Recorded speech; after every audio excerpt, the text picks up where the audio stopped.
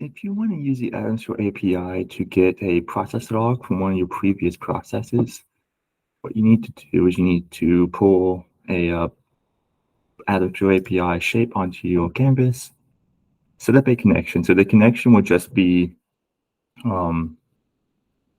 it's set up to connect to your account. After you have that configured, you set the action as execute, and then you set up an operation. To set up an operation, you just hit this green plus, and you hit import operation. Everything will be default the way it should be. The atom can be any atom on the account that is set up in your connection, and you can leave the filter blank. Hit next, and it'll connect to the atom.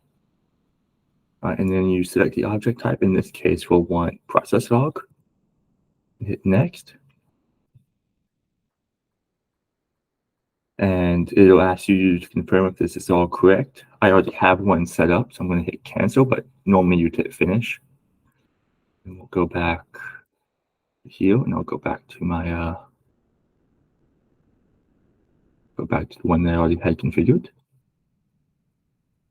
All right, and after it's configured, you'll have a request profile. The request profile is all the things that are needed for this request. So in this case, it's execution ID and log level.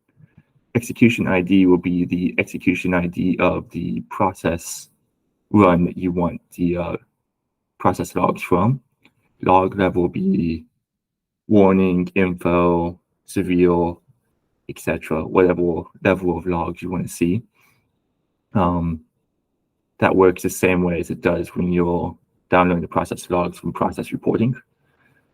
So the higher you set the log level, the less logs you get back. So if you set it to severe, you only get severe errors back. You set it to error, you get warning and severe, etc.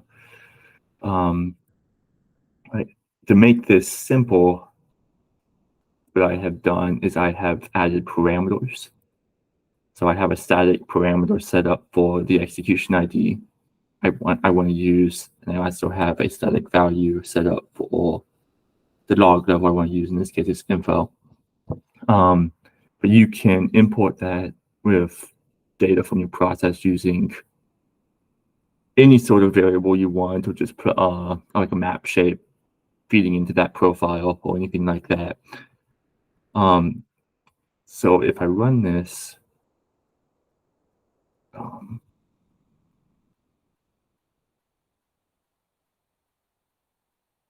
it'll pull the process log from that execution ID input, but the output will appear to be encrypted. So it'll look like this. The reason for this is because it's zipped. So I've added a data process shape after this that simply unzips the data, and then you see this. You get an output of the actual process logs you can use any way you want. This is how the data process looks. There's nothing complicated about it, just an unzip process, and that's it.